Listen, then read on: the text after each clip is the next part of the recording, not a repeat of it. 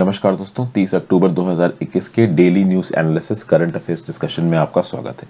देखते हैं आज कौन कौन सी न्यूज़ डिस्कस करेंगे। पहली news, PM discusses bilateral ties with Italy. आपको पता है हमारे प्रधानमंत्री मोदी जी इस समय पे इटली गए हुए हैं, रोम की यात्रा पे गए हुए हैं, रोम में है वो। 29 अक्टूबर 2021 को जब ये इटली पहुंचे तो इन्होंने अपने इटालियन काउंटर पार्ट मारियो ड्रागी से मुलाकात की। एक्चुअली में इटली में ही G20 समिट होने वाली है, तो अब G20 समिट में अकेले G20 समिट तो ना करेंगे, तो इटली के प्राइम मिनिस्टर से मिलेंगे। दोनों लोगों ने बैठ के बातचीत की कि कैसे बायलैटरल टाइज को अच्छा किया जाए, कैसे क्लीन एनर्जी ट्रांजिशन को लीड किया जाए ताकि क्लाइमेट चेंज से लड़ा जा सके।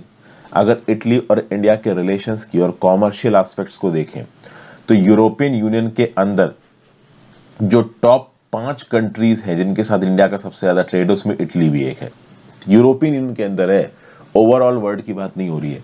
तो यूरोपियन यूनियन के अंदर 5 टॉप कंट्रीज में जिसके साथ इंडिया का ट्रेड है, इटली भी है। अगर आप इटली की बात करो तो इटली में 19वें नंबर का सबसे ज्यादा इंपोर्ट इंडिया से आता है।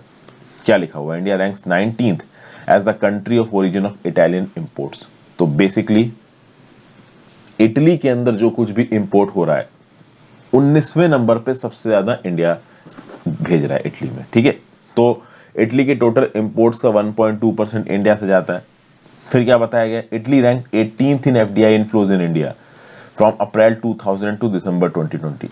तो अप्रैल 2000 से लेकर दिसंबर 2020 तक जो सबसे ज्यादा पैसा एफडीआई की फॉर्म में इंडिया के अंदर इन्वेस्ट किया गया है, 18वें नंबर पे सबसे ज्यादा पैसा एज अ कंट्री इटली से आया, लगभग $3.02 बिलियन। बहुत बड़ा सम नहीं है, बट आप कह सकते हो कि बिल्कुल निग्लिजिबल भी नहीं है। ओके, उसके बाद आप कहिए कि हमारे मोदी जी वेटिकन सिटी भी गए और हिज होलीनेस पोप फ्रांसिस से मिले। आपको पता होना चाहिए कि रोम शहर के बीच में बिल्कुल वेटिकन सिटी है। वेटिकन सिटी एक पूरी की पूरी अलग कंट्री है और चारों तरफ से रोम से घिरा हुआ है। रोम के बाद मोदी जी ग्लासगो जाएंगे, यूके में। ग्लासगो एक्चुअली स्कॉटलैंड में, और स्कॉटलैंड यूके का पार्ट है, और वहां पे जाके वो क्लाइमेट चेंज कॉन्फ्रेंस में पार्टिसिपेट करेंगे। खुद British prime minister Boris Johnson ji ने मोदी जी को इनविटेशन दिया है। वेटिकन की बात की जाए तो it is the smallest independent state in the world. Actually में जो रोमन कैथोलिक चर्च है ना, रोमन कैथोलिक चर्च का स्पिरिचुअल लीडरशिप का सेंटर है आपका वेटिकन सिटी। अपने आप में एक अलग कंट्री है। इस सिटी के अंदर केवल प्रीस्ट और नन्स रहते हैं, अलग अलग नेशनैलिटीज के। आपको पता होना चाहिए कि वेटिकन सिटी के अंदर किसी का भी जन्म नहीं हुआ है, क्योंकि वेटिकन सिटी के अंदर कोई भी हॉस्पिटल वगैरह नहीं है। बहुत छोटी सी सिटी। आप बोलोगे अगर किसी की तबीयत खराब हो जाए तो क्या करे, तो वो उससे बाहर निकल के रोम में घुस जाता है और वहां पे जाके हॉस्पिटल में अपना इलाज करा लेता है। ज्यादातर लोग जो वेटिकन सिटी के अंदर रहते हैं वो सेलिब्रेट वन है, मतलब वो शादी नहीं कर सकते, बच्चे नहीं पैदा कर सकते, वो बहुत ज्यादा अपने रिलीजन के साथ जुड़े हुए हैं। वेटिकन सिटी स्टेट इंडिपेंडेंट बना था इटली से कब? Through the Lateran treaty 1929। और ये Holy See basically Christian Catholic church की full ownership, exclusive dominion and sovereign authority के अंदर रहता है। ठीक है, यहाँ पे जो पोप साहब बोलते हैं वही होता है। तो इटली का नक्शा आपको यहाँ पे नजर आ रहा है, ये यहाँ पे आपको नजर आ रहा है रोम, और इसी के अंदर है आपका वेटिकन सिटी। ठीक है, इटली किस किस कंट्रीज के साथ बाउंड्री लगाता है? तो फ्रांस के साथ बाउंड्री लगाता है, स्विट्जरलैंड के साथ बाउंड्री लगाता है, ऑस्ट्रिया के साथ बाउंड्री लगाता है, स्लोवेनिया के साथ बाउंड्री लगाता है। लैंड बॉर्डर्स का इसके साथ लगता है। और याद रखिएगा, इटली के चारों तरफ 3 सीज हैं। एक तो इटली के ईस्ट में आप देखो तो है एड्रियाटिक सी, इटली के साउथ में देखोगे तो आपको दिखेगा आयोनियन सी।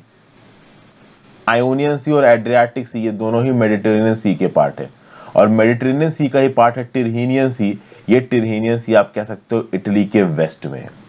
ओके, ठीक है। इटली के पास एक आइलैंड है कॉर्सिका नाम का, जो कि इटली का नहीं है, ये फ्रांस का आइलैंड है। तो इटली का लैंड बॉर्डर्स याद रखिएगा, जो भी कंट्रीज न्यूज वगैरह में रहती है उनके लैंड बॉर्डर्स और उनके आसपास कौन से सी हैं, समुद्र। इनफैक्ट अगर आपको एड्रियाटिक सी, आयोनियन सी और टिरहेनियन सी पता है कि ये इटली के आसपास है, तो भी आप कुछ क्वेश्चंस का आंसर अंदाजे से दे सकते हो। जीएस पेपर 2 इंटरनेशनल रिलेशंस में न्यूज काम आएगी। आगे बढ़ने से पहले वीडियो पे लाइक का बटन, दोस्तों चैनल को शेयर और सब्सक्राइब नहीं किया है तो कर दीजिए। हो सके तो ज्वाइन बटन दबा के हेल्प करें, आपके ज्वाइन बटन दबाने से काफी मदद मिलती है, so please click the join button. Instagram पे फॉलो कर लीजिए, टेलीग्राम ग्रुप ज्वाइन कर लीजिए, दोनों का ही लिंक नीचे डिस्क्रिप्शन बॉक्स में दे रखा है। आगे बात करते हैं, सुसाइड्स अमंग फार्म वर्कर्स रोज 18% इन 2020। 2020 में एग्रीकल्चरल लेबर का जो सुसाइड है वो 18% बढ़ा है व्हेन कंपेयर टू 2019। ये कौन बोलता है? ये नेशनल क्राइम रिकॉर्ड्स ब्यूरो की रिपोर्ट बोलती है।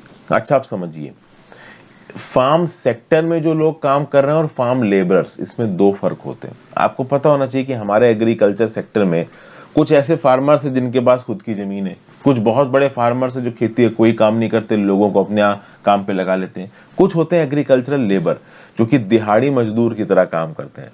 गांव में हर इंसान के पास जमीन नहीं है, तो जिनके पास जमीन नहीं है वो एग्रीकल्चर सीजन में दिहाड़ी के बेसिस पे 50 रुपए, 100 रुपए, 70 रुपए, कहीं कहीं पे तो केवल 20 रुपए में पूरे दिन काम करते हैं। समझ गए? तो एग्रीकल्चरल लेबर का जो सुसाइड है 2020 में वो 18% बढ़ा। जिनके पास जमीन नहीं है वो बस लेबर पे काम करते हैं। जो लैंड ओनिंग फार्मर्स हैं गांव में जिनके पास जमीन है, वो फार्मर्स जो सुसाइड करते हैं वो थोड़ा कम हुआ है 2020 में। अगर इंडियन इकोनॉमी के फ्यू ब्राइट स्पॉट्स की बात की जाए कोविड पैंडेमिक के समय पे, तो agriculture was a bright spot. बहुत सारी एग्रीकल्चरल एक्टिविटीज, अगर आप देखो, हेल्दी मॉनसून आया है और एग्रीकल्चरल एक्टिविटीज कंटिन्यू हुई हैं। बाकी सेक्टर्स क्रिपल हुए हैं बट एग्रीकल्चर सेक्टर बढ़ा है। तो इस कंटेक्स्ट में एग्रीकल्चर के हालात अच्छे होने चाहिए बट उतने अच्छे नहीं दिखे हैं। ये जो लैंडलेस एग्रीकल्चरल लेबर्स की क्लास है, इसको शायद सरकारी मदद उतनी नहीं मिल पाई, पीएम किसान स्कीम जैसे स्कीमों के बेनिफिट्स उतने नहीं मिल पाए, और इसीलिए एग्रीकल्चरल लेबर की कम्युनिटी के अंदर से बहुत सारे सुसाइड यहाँ पे हुए हैं। अगर आप देखें तो 2020 में जो ओवरऑल फार्म सेक्टर के सुसाइड हैं वो 10,677 है और 2019 में थे 10,281। और कुल मिला के ये जो टोटल नंबर ऑफ सुसाइड्स हुए हैं फार्म सेक्टर में, ये देश के ओवरऑल सुसाइड के 7% है। लेकिन ये टोटल सुसाइड्स है फार्म सेक्टर में। इसमें अगर आप एग्रीकल्चर लेबर की बात करो तो 2020 में 5,098 एग्रीकल्चरल लेबर ने सुसाइड किया, ठीक है। और पिछले साल 2019 में 4,234 एग्रीकल्चरल लेबर ने सुसाइड किया था। तो 4,324 2019 में, 5,098 2020 में, 18% का राइज। मतलब एग्रीकल्चरल लेबर का जो राइज है सुसाइड का वो बढ़ा है यहाँ पे, ठीक है। फिर आगे वो फार्मर्स जो अपना खुद का लैंड कल्टीवेट करते हैं किसी की मदद से या खुद, जिनके पास खुद का लैंड है, उनका सुसाइड 2019 में था 5,129, 2020 में हो गया 4,940, 3.7% कम हुआ, ठीक है। और वो टेनेंट फार्मर्स जो दूसरे की जमीन लेके खेती करते हैं उनका 23% सुसाइड कम हुआ है, फ्रॉम 828 टू 639। सबसे ज्यादा सुसाइड्स हुए महाराष्ट्र में 4,006 सुसाइड्स, यहाँ पे 15% सुसाइड का इंक्रीज हुआ है। तो महाराष्ट्र की हालत अभी भी थोड़ी खराब चल रही है। कर्नाटका में हालात खराब है, आंध्र प्रदेश में खराब है, मध्य प्रदेश में खराब है। कर्नाटका में तो 2020 में 43% फार्मर सुसाइड बढ़े हैं। आंध्र प्रदेश की बात की जाए तो थोड़ा बहुत यहाँ पे इंप्रूवमेंट है। आंध्र प्रदेश में 14% कम लोगों ने यहाँ पे सुसाइड किया। तमिलनाडु में जो लैंड ओनिंग फार्मर है उनका सुसाइड बढ़ा है। तमिलनाडु में 2019 में 6 लैंड ओनिंग फार्मर्स ने सुसाइड किया था और 2020 में 76 ने किया। तो ये कुछ स्टैटिस्टिक्स हैं नेशनल क्राइम रिकॉर्ड ब्यूरो। अगर एग्रीकल्चर सेक्टर में क्या अच्छा हो रहा है क्या बुरा हो रहा है, इसके कंटेक्स्ट में आपको आंसर लिखना है तो आप ये स्टैटिस्टिक्स कोट कर सकते हो। एनसीआरबी के स्टैटिस्टिक्स हैं, आप सोर्स के साथ लिख सकते हो पेपर में। GS paper 2, mechanism, laws, institutions and bodies constituted for the protection and betterment of these vulnerable sections में न्यूज आपको काम आएगी। नेक्स्ट एक छोटी सी न्यूज है, Meghalaya government takes possession of Shillong Sikh colony. Meghalaya के शिलोंग शहर में एक छोटी सी मजहबी दलित सिख कॉलोनी है, ठीक है। इसको हरिजन कॉलोनी भी बोलते हैं, पंजाबी लैन भी बोलते हैं। अब यहाँ पे जो रहने के जो आप कह सकते हो हिसाब है, ओवरऑल जो कंडीशंस है, लिविंग कंडीशंस, वो बद से बदतर है, ऐसा मेघालय की राज्य की सरकार का बोलना है। मेघालय की राज्य की सरकार का बोलना है कि यहाँ पे जो लोग रह रहे हैं वो स्लम से भी बहुत बुरे हालात में रह रहे हैं, इसलिए हम इस पर्टिकुलर कॉलोनी को लेंगे और इस एरिया को ब्यूटीफाई करेंगे। तो ये सरकारी स्टेटमेंट है, worse than a slum and not fit for human habitation. यहाँ पे जो हरिजन पंचायत कमेटी है जो कि सिख कम्युनिटी के बिहाफ पे बोल रही है, इन 350 सिख फैमिलीज के बिहाफ पे बोल रही है जो कि इस हरिजन कॉलोनी में रहते हैं। इनका ये बोलना है कि हमको 200 साल पहले ये जमीन सायम ऑफ माइलम के द्वारा दी गई थी। सायम ऑफ माइलम आज के समय पे एक पब्लिक ऑफिस है, छोटे लेवल पे एडमिनिस्ट्रेशन के काम करता है, पहले एक अथॉरिटेटिव बॉडी थी। तो सायम ऑफ माइलम से ये जमीन मिली थी हरिजन पंचायत कमेटी को 200 साल पहले। अब ऑब्वियस सी बात है, सरकार उस जमीन को वापस लेना चाह रही है और इनफैक्ट सरकार ने जमीन को वापस ले लिया है। ओके, ये 12,444 स्क्वायर किलोमीटर का जो कंट्रोवर्शियल लैंड है वो स्टेट की अर्बन अफेयर्स मिनिस्ट्री के पास आ गया है। प्रॉपर इसके लिए ट्राइपार्टाइट लीज डीड भी साफ साइन कर ली गई है। और स्टेट कैबिनेट करेगा क्या, ओवरऑल इस इलाके को ब्यूटिफाई करेगा, इसको रहने के लिए और अच्छा बनाएगा। और यहाँ पे जो पंजाबी फैमिलीज रह रही हैं, जो हरिजन दलित सिख फैमिलीज रह रही हैं, उनको दूसरी जगह पे रिलोकेट करेगा। लेकिन ये जो हरिजन फैमिलीज हैं, दलित सिख फैमिलीज हैं, ये दूसरी जगह पे जाना नहीं चाहती। तो यहाँ पे मेघालय की सरकार ने ये भी बोला है कि अगर ये सिख फैमिलीज कोर्ट तक, मतलब हाई कोर्ट तक या सुप्रीम कोर्ट तक मैटर लेके जाती हैं, तो अभी हम लीगल तरीके से यहाँ पे लड़ेंगे। तो ये हरिजन सिख कॉलोनी वाला केस मेघालय में इस समय पे चल रहा है। GS paper 2 government policies and issues arising of it. ये दलित सिख फैमिलीज बोल रही हैं हमें हमारे हिसाब से रहने दो, हमें तुम्हारी मदद नहीं चाहिए। मेघालय की सरकार का बोलना है कि नहीं भाई, इस इलाके को ब्यूटीफाई करना बहुत जरूरी है, ये बहुत खराब हो रखा है। यहाँ पे शायद आपका म्यूनिसिपैलिटी बोर्ड भी है शिलोंग का, उसको भी ब्यूटीफाई करने की जरूरत है, रीऑर्गेनाइज करने की जरूरत है। जीएस पेपर 2 गवर्नमेंट पॉलिसीज में न्यूज काम आएगी। नेक्स्ट बात करते हैं पब्लिक अफेयर्स इंडेक्स। देखिए, स्टडी कंडक्ट कराई गई है पब्लिक अफेयर सेंटर के द्वारा, और इसमें गवर्नेंस परफॉर्मेंस को एसेस किया गया अलग अलग स्टेट्स की। और जब इस पब्लिक अफेयर सेंटर्स की एक रैंकिंग निकल के आई ओवरऑल किसकी, गवर्नेंस परफॉर्मेंस की, तो पता चला कि केरला, तमिलनाडु और तेलंगाना ये तीन टॉप पे हैं। ओके, तो 18 लार्ज स्टेट्स की गवर्नेंस परफॉर्मेंस में जब पब्लिक अफेयर सेंटर, जो कि एक बेंगलुरु का non profit based think tank, इसने स्टडी कराई, तो तीन स्टेट्स केरला, तमिलनाडु, तेलंगाना टॉप पे आए हैं। ओके, यहाँ पे बेसिकली ये जो गवर्नेंस परफॉर्मेंस की स्टडी है, ये कौन से पिलर्स पे हुई है, तो इक्विटी, ग्रोथ और सस्टेनेबिलिटी के पिलर पे हुई है। गुजरात की 5वीं रैंक है, कर्नाटका की 7वीं और महाराष्ट्र की 12वीं। ठीक है, पुडुचेरी, जम्मू एंड कश्मीर और Chandigarh, they have emerged as toppers among the union territories। और ये जो इंडेक्स है, it is a purely evidence based assessment of the performance of state. Central government के डाटा सोर्सेज का इस्तेमाल करके ये परफॉर्मेंस को असेस करता है। तो कुल मिला के जो पीएसी की स्टडी है, ये एक प्रकार का एनुअल असेसमेंट है of adequacy and quality of governance in states. ठीक है, तो ये किन चीजों को असेस करता है, जो सेंट्रली स्पॉन्सर्ड प्रोग्राम्स हैं उनको कैसे इंप्लीमेंट किया जा रहा है स्टेट्स में, रूरल एम्प्लॉयमेंट गारंटी स्कीम को कैसे इंप्लीमेंट किया जा रहा है, इंटीग्रेटेड चाइल्ड डेवलपमेंट सर्विसेज को कैसे इंप्लीमेंट किया जा रहा है, नेशनल हेल्थ मिशन को कैसे इंप्लीमेंट किया जा रहा है, मिड डे मील स्कीम, समग्र शिक्षा अभियान, इसको कैसे इंप्लीमेंट किया जा रहा है। जनरल स्टडीज पेपर 2 में ये न्यूज इंपॉर्टेंट थी। फिर इंडिया का जो चीफ इलेक्शन कमिश्नर है सुशील चंद्रा साहब, और इनके साथ एक 3 मेंबर का डेलीगेशन गया था उज्बेकिस्तान। एक्चुअली में 21 से 25 अक्टूबर अभी उज्बेकिस्तान में प्रेसिडेंशियल इलेक्शंस हुए, और इन प्रेसिडेंशियल इलेक्शंस में हमारा जो चीफ इलेक्शन कमिश्नर से लेड जो 3 मेंबर का डेलीगेशन है, जो जत्था है, वो एक इंटरनेशनल ऑब्जर्वर की तरह गया था। प्रेसिडेंट ऑफ उज्बेकिस्तान जो प्रेसिडेंट है शवकत मिर्जियोयेव, इन्होंने फिर से इलेक्शन जीत लिया है, 80% से ज्यादा वोट इनको मिले हैं, और लगातार ये दूसरे 5 ईयर टर्म के लिए यहाँ पे इलेक्ट कर लिए गए। तो कुल मिला के इस प्रकार के बहुत सारे इंटरनेशनल जो आप कह सकते हो डेलीगेशन है, वो जाते रहते हैं।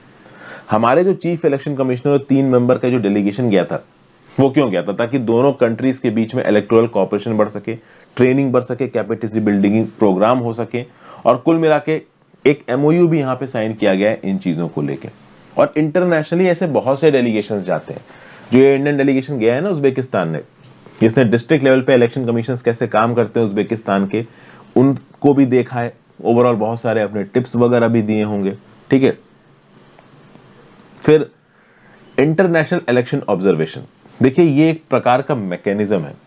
इंटरनेशनल इलेक्शन ऑब्जर्वेशन जैसे वो कंट्रीज जो कि नई नई डेमोक्रेसी बनी है या फिर डेमोक्रेसी की राह पे चल रही है, पहले वहां पे कॉन्फ्लिक्ट था, डिक्टेटरशिप थी, या वहां पे डेमोक्रेसी आई है, तो उन जगहों पे इंडिया और यूएस जैसी कंट्रीज के डेलीगेशन जाते हैं जो काफी लंबे समय से डेमोक्रेसी को फॉलो कर रहे हैं। कैसे इंडिपेंडेंटली इलेक्शन करवाना है, कैसे ओवरऑल इतने बड़े इलेक्शन प्रोसेस को मैनेज करना है, इसके बारे में हमारा इलेक्शन कमीशन इनको राय देता है। और इस प्रकार के बहुत सारे ऑब्जर्वर मिशंस भेजे जाते हैं यूरोपियन यूनियन के द्वारा, अफ्रीकन यूनियन के द्वारा, charter centre, council of Europe वगैरह वगैरह। General studies paper 2 international relations की न्यूज आपको काम आएगी। फिर एक और न्यूज है कि भाई मनरेगा में अब पैसा नहीं बचा है। ओवरऑल अगर आप देखोगे तो ये जो Mahatma Gandhi national rural employment guarantee act है, जो कि 100 दिन के लिए फैमिलीज को काम देता है, डिमांड बेस्ड काम, इसमें निगेटिव में पैसा पहुंच चुका है 8,686 करोड़ का। एक्चुअली में हुआ यह है कि सरकार ने 2021-22 के बजट में मनरेगा को एलोकेट किए थे 73,000 करोड़ रुपए, लेकिन ऑलरेडी 79,810 करोड़ खर्च हो चुके हैं। मतलब अभी राज्य की सरकारें ज्यादा खर्च कर चुकी हैं, केंद्र की सरकार को उनको पैसा देना है। अगर आप कोविड-19 के लॉकडाउन के बाद की बात करो तो 2020-21 में मनरेगा को सबसे ज्यादा पैसा एलोकेट किया गया था, लगभग 1.11 लाख करोड़। लेकिन बाद में 2021-22 में सरकार ने 73,000 करोड़ किया। सरकार ने बोला कि अब लॉकडाउन खत्म हो चुका है तो हमको इतना पैसा एलोकेट करने की जरूरत नहीं है, अगर कम पड़ा तो हम सप्लीमेंट्री बजट एलोकेशन कर देंगे। लेकिन अब तो यहाँ पे पैसा कम पड़ गया, तो केंद्र की सरकार राज्य की सरकारों को बोल रही है कि जो मनरेगा है ये डिमांड ड्रिवन स्कीम है, तुम इसको सप्लाई ड्रिवन स्कीम क्यों बना रहे हो। मतलब कि ये हो गया कि अगर कोई लेबरर आके काम मांगे तो काम दो, तुम फ्री में ही मनरेगा के अंदर काम बांटे जा रहे हो। देखिए मनरेगा की भी एक सस्टेनेबिलिटी है। सस्टेनेबिलिटी मतलब आपको मनरेगा में सिर्फ यही नहीं कि काम देके लोगों को पैसा बांटना है, आपको कुछ सस्टेनेबल एसेट्स भी बनवाने हैं मनरेगा के अंदर। तो मनरेगा को सिर्फ एक वेलफेयर स्कीम की तरह चला के आप सस्टेनेबल नहीं हो पाओगे, उसको कॉमर्स के साथ भी जोड़ना पड़ेगा। इसलिए केंद्र की सरकार चाहती है कि ज्यादा से ज्यादा पैसे को एफिशिएंटली इस्तेमाल किया जाए, और केंद्र की सरकार बोल रही कि राज्य की सरकारें यहाँ पे बस काम बांट रही है, उस काम के थ्रू सस्टेनेबल और ड्यूरेबल एसेट्स बनवाए नहीं जा रहे हैं, बस पैसा खत्म किया जा रहा है। तो ओवरऑल अब और सप्लीमेंट्री बजट एलोकेशन की जरूरत पड़ेगी, लेकिन एक महीने तक कोई पार्लियामेंट्री सेशन है नहीं अभी, तो सप्लीमेंट्री बजट एलोकेशन में 1 महीना और लग सकता है। केंद्र की सरकार चाहे तो पहले भी कर सकती है सप्लीमेंट्री बजट एलोकेशन, बट अब करेगी कि नहीं करेगी वो बात की बात है। GS paper 2 government policies and issues arising out of it में ये चीज आपको काम आएगी। फिर भाई 15th India Israel joint working group met at Tel Aviv. India Israel का जो ज्वाइंट वर्किंग ग्रुप है ऑन बायलैटरल डिफेंस कोऑपरेशन, इसने मिलकर डिसाइड किया कि एक टास्क फोर्स बनाएंगे जिससे 10 साल का रोड मैप तैयार किया जाएगा कि कैसे आगे आने वाले समय में डिफेंस कोऑपरेशन में दोनों कंट्रीज मिलकर काम कर सकती हैं। इसके लिए एक मीटिंग हुई थी जिसमें इंडिया की तरफ से थे defence secretary doctor Ajay Kumar, और इजराइल की तरफ से थे director general of Israel's ministry of defence major general Amir Asher. ठीक है, तेल अवीव में मतलब इजराइल की कैपिटल में मीटिंग हुई है। ज्वाइंट वर्किंग ग्रुप अगर आप देखो इंडिया इजराइल का, ये एपेक्स बॉडी है जो कि हमारी मिनिस्ट्री ऑफ डिफेंस इंडिया की और इजराइल की जो मिनिस्ट्री ऑफ डिफेंस है उसको लीड करती है। मतलब इंडिया इजराइल के डिफेंस कोऑपरेशन को लीड करने वाली जो बॉडी है वो है ज्वाइंट वर्किंग ग्रुप, जो कि बायलैटरल डिफेंस कोऑपरेशन में सब कुछ देखती है, मिलिट्री टू मिलिट्री एंगेजमेंट देखती है। और यहाँ पे बहुत सारे सब वर्किंग ग्रुप्स बनाए जाते हैं, छोटे छोटे ग्रुप्स बनाए जाते हैं जो कि अपने अपने स्पेसिफिक डिपार्टमेंट में चीजों को आगे कैसे लेके आया जाए उसके बारे में अपनी रिकमेंडेशंस देते हैं। तो यहाँ पे सब वर्किंग ग्रुप बनाया जाएगा डिफेंस इंडस्ट्री कॉपरेशन को लेके। टर्म्स ऑफ रेफरेंस यहाँ पे साइन किए गए, कैसे बायलैटरल रिसोर्सेज को एफिशिएंटली यूटिलाइज करना है, कैसे टेक्नोलॉजी शेयर करनी है, इंडस्ट्रियल कैपेसिटीज को शेयर करना है, ये सब बातें यहाँ पे बैठ के की गई हैं। इंडिया इजराइल डिफेंस रिलेशन की बात की जाए तो इंडिया के डिफेंस रिलेशंस में टॉप 4 कंट्रीज में आता है इजराइल। नंबर 1 पे रशिया, 2 पे यूएसए, तीसरे पे फ्रांस और चौथे पे आपका इजराइल। हर साल हम लोग इजराइल से लगभग $1 बिलियन का मिलिट्री वेपन खरीदते हैं। हमने बाराक 8 जो surface to air missile system बनाया है वो इजराइल की ही इजरायली एरोस्पेस इंडस्ट्रीज के साथ मिलकर बनाया है। 30,000 करोड़ का प्रोजेक्ट है, हमारी तरफ से डीआरडीओ था इसमें। फिर इंडिया ने बहुत सारे इजरायली वेपन सिस्टम्स को खरीदा जैसे कि Falcon airborne warning and control system, Heron Searcher 2 और Harop drones, Barak anti missile defence, Spyder quick reaction anti aircraft missile system, ये सब हमने इजराइल से ही खरीदा है। Python, Derby air to air missiles, crystal maze, Spice 2000 bombs, ये सब हमने कहां से खरीदा है, आपका इजराइल से खरीदा है। ये जो स्पाइस 2000 पेनिट्रेशन बॉम्ब्स थे ना जो कि हमने इजराइल से खरीदे थे, इन्हीं का इस्तेमाल करके इंडियन मिराज 2000 ने जैश ए मोहम्मद की फैसिलिटी को बॉम्ब किया था बालाकोट पाकिस्तान में। तो बालाकोट जो एयर स्ट्राइक्स हुई थी ना उसमें जो स्पाइस 2000 पेनिट्रेशन बॉम्ब्स इस्तेमाल किए गए थे ये इजराइल से ही लिए गए थे। जीएस पेपर 2 इंटरनेशनल रिलेशंस में न्यूज आपको काम आएगी। और आज की final news, international solar alliance में ये यूनाइटेड नेशंस में इंटरनेशनल सोलर अलायंस को ऑब्जर्वर स्टेटस दिलाने की पूरी कोशिश कर रहा है इंडिया। ग्लासगो में मीटिंग होने वाली है अक्टूबर एंड, ऑलमोस्ट आ ही गया अक्टूबर एंड, और इस ओवरऑल मीटिंग में भारत सरकार ने एक प्रपोजल रखा है कि भाई इंटरनेशनल सोलर अलायंस को यूनाइटेड नेशन जनरल असेंबली को ऑब्जर्वर स्टेटस दो। जैसे कि फॉर एग्जांपल ऑब्जर्वर स्टेटस बहुत सी इंटरनेशनल ऑर्गेनाइजेशंस को मिला हुआ है, permanent observer status non member states को दिया जा सकता है, इंटरनेशनल ऑर्गेनाइजेशंस को दिया जा सकता है, दूसरी एंटिटीज को दिया जा सकता है। तो यूएन जनरल असेंबली में परमानेंट ऑब्जर्वर स्टेटस है यूरोपियन यूनियन के पास, इंटरपोल के पास, इंटरनेशनल रिन्यूएबल एनर्जी के पास, Organisation of Economic Cooperation and Development के पास, एशियन डेवलपमेंट बैंक के पास, ASEAN, CIS, European Organisation for Nuclear Research, Indian Ocean Region Association, SCO, SAARC, इन सबके पास ऑब्जर्वर स्टेटस है। यही ऑब्जर्वर स्टेटस दिलाने की कोशिश कर रहा है इंडिया किसको? इंटरनेशनल सोलर अलायंस को। और इसके लिए ड्राफ्ट रेजोल्यूशन अडॉप्ट किया गया जनरल असेंबली की 6th कमेटी में। अभी कोई वोटिंग नहीं हुई है, बाद में एक फॉर्मल वोटिंग होगी और उसके थ्रू डिसाइड किया जाएगा कि इंटरनेशनल सोलर अलायंस को ऑब्जर्वर स्टेटस मिलेगा या नहीं मिलेगा। यहां पे जो हमारे रविंद्र करके जो एम्बेसडर हैं यूनाइटेड नेशंस में, उन्होंने ये बोला है कि भाई अगर ये ऑब्जर्वर स्टेटस दिया जाता है इंटरनेशनल सोलर अलायंस को, तो इसका मतलब ये है कि जो इंटरनेशनल कम्युनिटी है वो ओवरऑल क्लाइमेट रिस्पांस के प्रति जागरूक है और एक नए एरा शुरू हो जाएगा ग्रीन एनर्जी डिप्लोमेसी का। हमारे जो परमानेंट रिप्रेजेंटेटिव है to the UN, ambassador TS Tirumurti, इन्होंने ये ड्राफ्ट रेजोल्यूशन इंट्रोड्यूस किया for granting the observer status for International solar Alliance on behalf of India and France. 80 और को स्पॉन्सर्स हैं जिनके यहाँ पे कुछ हद तक नाम लिखे हुए हैं इंपॉर्टेंट कंट्रीज के। इंटरनेशनल सोलर अलायंस का हेडक्वार्टर हरियाणा में है। 2015 में जब पेरिस मीटिंग हुई थी, 30 नवंबर 2015 को प्राइम मिनिस्टर ऑफ इंडिया और प्रेसिडेंट ऑफ फ्रांस ने मिलकर लॉन्च किया था इंटरनेशनल सोलर अलायंस। और इस इंटरनेशनल सोलर अलायंस का टारगेट क्या था? 121 सोलर रिच कंट्रीज जो कि ट्रॉपिक ऑफ कैंसर से लेके कैप्रिकॉर्न के बीच में आती हैं, वो इसकी मेंबर बनेंगे और बड़े बेसिस पे सोलर पावर को पैदा करेंगे। स्केलिंग ऑफ सोलर एनर्जी इसका टारगेट है।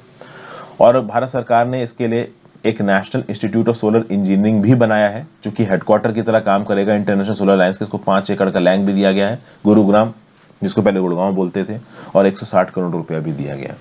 काम क्या है इंटरनेशनल सोलर अलायंस का? Ensure access to affordable, reliable, sustainable and modern energy for all. Conference of party 21 के दौरान 2015 में इसको लॉन्च किया था इंडिया और फ्रांस ने मिलकर। जीएस पेपर 2 में ये न्यूज आपको काम आएगी। So thank you for watching friends. आज की सारी इंपॉर्टेंट न्यूज मैंने आपके साथ डिस्कस कर ली है। हो सके तो वीडियो पे ज्वाइन बटन दबा के चाहिए। आप अपने व्यू पॉइंट नीचे कमेंट बॉक्स में दे सकते हैं। आई होप आपको वीडियोस पसंद आ रही है, नॉलेजफुल लग रही है। Good bye.